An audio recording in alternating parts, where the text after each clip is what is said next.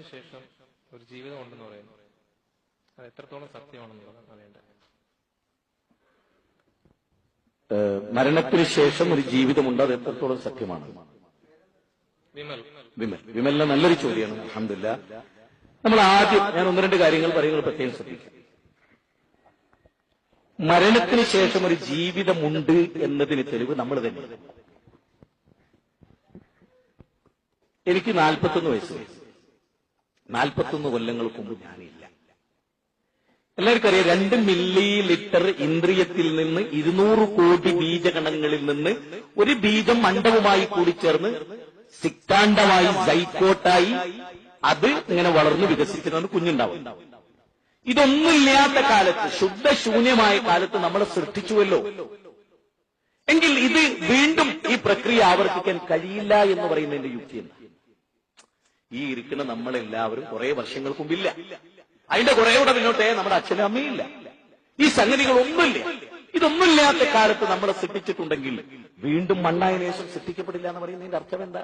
അതിന് ഖുർആൻ ചോദിക്കുന്ന ഒരു ചോദ്യം. ഇപ്പൊ ഞാനിവിടെ ഈ നടപ്പാതയിൽ നിങ്ങൾ കണ്ട് ഈ കളറായിട്ടുള്ള ഒരു പിച്ചായിട്ട് സങ്കല്പിച്ചോളി നിങ്ങൾ. ഇത് ഈ പിച്ചിൽ എവിടെയെങ്കിലും ഒരു ചെടിയുടെ അംശം കാണുന്നുണ്ടോ? സാധാരണ നമ്മൾ ഒരുക്കുന്ന ഗ്രൗണ്ടിലെ പിച്ച്. പക്ഷെ ഒരു മഴ പെയ്യുമ്പോ ആ പിച്ചിൽ നിന്ന് ഇങ്ങനെ ചെടികൾ മുളച്ചു വരുന്നു. ആരെങ്കിലും ഒരു വിത്ത് അവിടെ കണ്ടിട്ടുണ്ടോ? ഖുർആൻ പറയാണ് കദാലിക്കൽ ഖുറൂജ്, അങ്ങനെ വിപിൻ അല്ലെങ്കിൽ വിമൽ, അങ്ങനെ നിങ്ങൾ ഭൂമിയിൽ നിലപ്പിക്കപ്പെടും. നിങ്ങളുടെ സമ്പൂർണമായ ഒരു കോശം ഈ മണ്ണിലുണ്ടാവും, ഒരിക്കലും നശിച്ചു പോകില്ല. ഏതുപോലെ വിമാനം എത്ര കത്തിച്ചാമ്പലായാലും ബ്ലാക്ക് ബോക്സ് നിലക്കില്ല. എന്ത് ബ്ലാക്ക് ബോക്സ് മാത്രം നിലക്കണം? മനുഷ്യ ശരീരത്തിൽ കത്തിച്ചാലും നിങ്ങൾ വെള്ളത്തിലിട്ടാലും എന്ത് ചെയ്താലും ഒരു ഭാഗം മാത്രം, മനുഷ്യന്റെ ഈ ഭാഗത്തെ വാലറ്റത്തിലെ ഒരു കോശം മാത്രം മണ്ണിൽ അവശേഷിക്കും. ബൽദത്തൻ മൈതൻ കദാലിക്കൽ ഖുറൂജ്. അങ്ങനെ അവനെ ഈശ്വരൻ വീണ്ടും ഉയർച്ചയിലേൽപ്പിക്കും. ഭൗതികമായ തെളിവനെയും പറയും. രണ്ടാമത്തെ പോയിന്റ് വളരെ ഗൗരവമായി പഠിക്കേണ്ട ഒരു പോയിന്റ്. ഞാൻ ലളിതമായ ഒരു ഉദാഹരണത്തിലൂടെ പറയാം. ഒരു സ്ത്രീയുടെ ഗർഭപാത്രത്തിൽ 8 മാസം പ്രായമായ ഒരു കുട്ടി, 8 മാസം പ്രായമായ ഒരു കുട്ടി, ഒരു 2 മാസം കഴിഞ്ഞ കുട്ടി പുറത്തേക്ക് പോരുകയാണ്, പയ്യെ പുറത്തേക്ക് പോരുകയാണ്. എല്ലാവർക്കും ഇനി ഞാൻ പറയും, നിങ്ങൾ ശരിക്കും ശ്രദ്ധിക്കണം. നല്ലൊരു പോയിന്റ്. 10 വയസ്സുള്ള ഒരു കുട്ടി ഈ അമ്മയുടെ ഗർഭപാത്രത്തിന്റെ ഉള്ളിലേക്ക് കയറിയിട്ട് വരാനിരിക്കുന്ന അനുജനോട് പറയണം. 10 വയസ്സായി ഈ കുട്ടിയുടെ അനുജനാണ് വയറ്റിൽ കിടക്കണം, അമ്മയുടെ വയറ്റിൽ കിടക്കണം.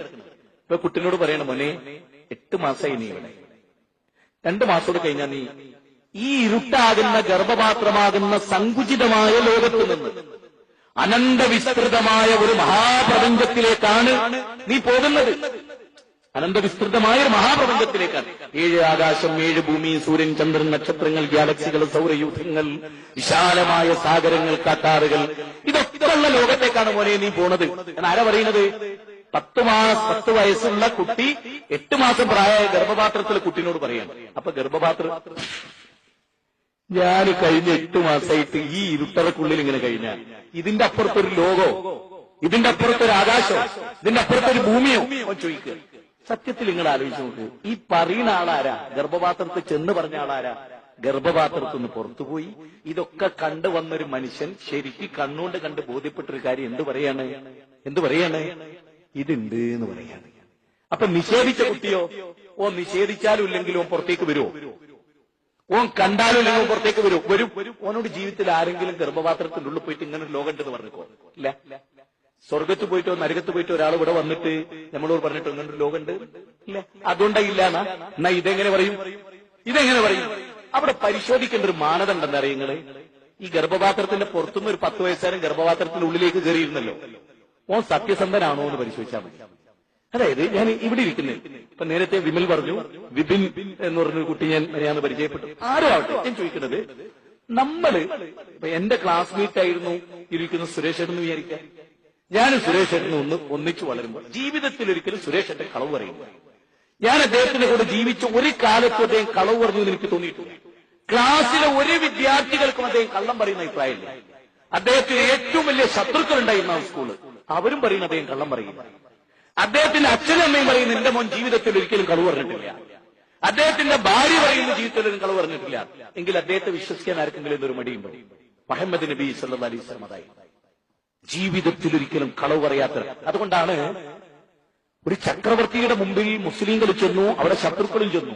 ആ ശത്രുവായ അബൂ സുഫിയാനോട് ആ ചക്രവർത്തി ചോദിക്കുകയാണ്, നിങ്ങളുടെ ഇടയിൽ പ്രവാചകത്വം വാദിക്കുന്ന ഒരു മനുഷ്യനല്ലേ, ആള് കള്ളം പറയുവോ? അപ്പൊ ഈ വലിയ ശത്രു പറയാണ്, എനിക്ക് മുഹമ്മദിനോട് വെറുപ്പൊക്കെ ഉണ്ട്, പക്ഷെ ജീവിതത്തിൽ ഒരിക്കലും അദ്ദേഹം കള്ളം പറയില്ല. അപ്പൊ ഈ ക്രിസ്ത്യാനിയായ ചക്രവർത്തി പറയാണ്, എങ്കിലും ഞാൻ ഉറച്ചു വിശ്വസിക്കുന്നു അദ്ദേഹം പറയുന്നൊക്കെ സത്യമാണ്. എന്താ? സ്വന്തം കാര്യത്തിൽ ജീവിതത്തിൽ ഒരിക്കലും കള്ളം പറയാത്ത ഒരാൾ പടച്ചോന്റെ പേരിൽ കളവ് പറയില്ല. സുബ്ഹാനല്ലാഹ്. ഇനി നമുക്ക് സ്വർഗമുണ്ടോ നരകമുണ്ടോ എന്നുള്ളതിന് ഖുർആനാണ് ഏറ്റവും വലിയ തെളിവ്. ഒറ്റ ഉദാഹരണം പറയാം. തേനീച്ചയെ കുറിച്ച് അറിയാത്ത ആരെങ്കിലും ഉണ്ടോ? പെൺതേനീച്ചയാണ് കൂട് നിർമ്മിക്കുന്നതെന്ന് ശാസ്ത്രം കണ്ടെത്തിയിട്ട് എത്രയായി? 1878 സോമർ ഡാം എന്ന് പറയുന്ന വളരെ പ്രഗത്ഭനായ ശാസ്ത്രജ്ഞൻ. അതിന് മുമ്പ് ആർക്കും അറിഞ്ഞുകൂടായിരുന്നു പെൺതേനീച്ചയാണ് തേൻ ശേഖരിക്കുന്നത്, കൂടുണ്ടാക്കുന്നത്. വിശുദ്ധ ഖുർആൻ 16-ാം അധ്യായം 68-69 വചനത്തിൽ പറയാണ്, പെൺതേനീച്ചയോട് ഖുർആൻ പറയാണ്, നീ കൂടുണ്ടാക്കുക, നീ തേൻ നിർമ്മിക്ക് എന്ന് പെൺതേനീച്ചയോടാണ് പറയുന്നത് ഖുർആൻ. എന്തുകൊണ്ട്? പെൺതേനീച്ചയാണ് ഇത് ചെയ്യുന്നതെന്ന് അറിയാവുന്ന സർവശക്തനാണ് ഖുർആൻ അവതരിപ്പിച്ചത്. ഒരത്ഭുതം കൂടിയുണ്ട്. ഫീഹി ശിഫാഉൻ ലിന്നാസ്. ഖുർആൻ തേനിനെ പറ്റി പറയാണ്, ഫീഹി ശിഫാഉൻ ലിന്നാസ്, ജനങ്ങൾക്കതിൽ ശമനമുണ്ട്. ഞാൻ ഈ അടുത്ത കാലത്ത് ഒരു വലിയ പഠന റിപ്പോർട്ട് ശ്രദ്ധിച്ചു. അമേരിക്കയിലെ അഗ്രികൾച്ചർ ഡിപ്പാർട്ട്മെന്റിന്റെ ഡയറക്ടർ നടത്തിയ ഒരു വലിയ പഠനം. ആ പഠനത്തിൽ പറയുന്നതെന്ന് വെച്ചാൽ, അദ്ദേഹം പാലിൽ എന്ത് നിക്ഷേപിച്ചു? എല്ലാ മാരകമായ ന്യൂമോണിയ വരെ ബാധിക്കുന്ന മാരകമായ രോഗാണുക്കളെ അദ്ദേഹം പാലിൽ നിക്ഷേപിച്ചു. 5 ദിവസം കഴിഞ്ഞപ്പോ ഈ രോഗാണുക്കളെല്ലാം പാലിൽ അതിജയിച്ചിരിക്കുന്നു. അങ്ങനെ അദ്ദേഹം എന്ത് ചെയ്തു? ഈ മാരകശേഷിയുള്ള രോഗാണുക്കളെ എല്ലാം അദ്ദേഹം തേനിൽ നിക്ഷേപിച്ചു. ശരിക്കും മനസ്സിലാക്കണം, തേനിൽ നിക്ഷേപിച്ചു. 5 ദിവസം കഴിഞ്ഞ് തേനിൽ നോക്കുമ്പോൾ സകല രോഗാണുക്കളും ചത്തൊടുങ്ങിയിരിക്കുന്നു. ഒരു രോഗാണുവിനും തേനിൽ അതിജയിക്കാൻ കഴിയില്ല എന്ന് സയൻസ് പറയുന്നു. വിശുദ്ധ ഖുർആൻ 1400 വർഷങ്ങൾക്ക് മുമ്പ് പറയാണ്, തേനീച്ച, അതായത് 40 ദശലക്ഷം പുഷ്പങ്ങളിൽ നിന്നാണ് 1/2 ലിറ്റർ തേനീച്ച നമുക്ക് നൽകുന്നത്. ഈ തേൻ രോഗത്തെ മാറ്റുന്നതാണെന്ന് 1400 വർഷം മുമ്പ് ഖുർആൻ പറഞ്ഞു. അത് ഇന്നും മച്ചട്ടായി പുലരുന്നു, ഇന്നും അത് തുടരുന്നു. ആ ഖുർആൻ പറയുന്നു, മരണത്തിന് ശേഷം ജീവിതമുണ്ട്.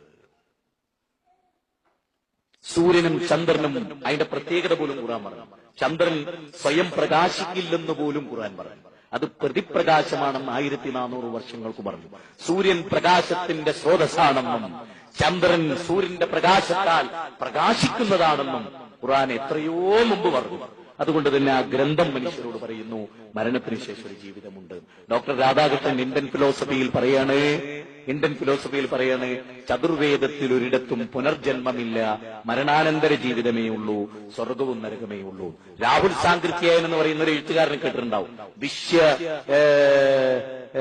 അദ്ദേഹത്തിന്റെ ഗ്രന്ഥം, രാഹുൽ സാങ്കൃത്യായന്റെ വിശ്വദർശനങ്ങൾ എന്ന ഗ്രന്ഥത്തിന്റെ 515-ാമത്തെ പേജിൽ അദ്ദേഹം പറയുന്നു, ചതുർവേദത്തിലൊരിടത്തും നരകസ്വർഗങ്ങളെക്കുറിച്ചല്ലാതെ പുനർജന്മത്തെക്കുറിച്ചൊരു വാചകവുമില്ല, സ്വർഗവും നരകവുമുണ്ട് എന്നവിടെ പറയുന്നു. വേദഗ്രന്ഥങ്ങൾ പറയുന്നു സ്വർഗവും നരകവുമുണ്ട്.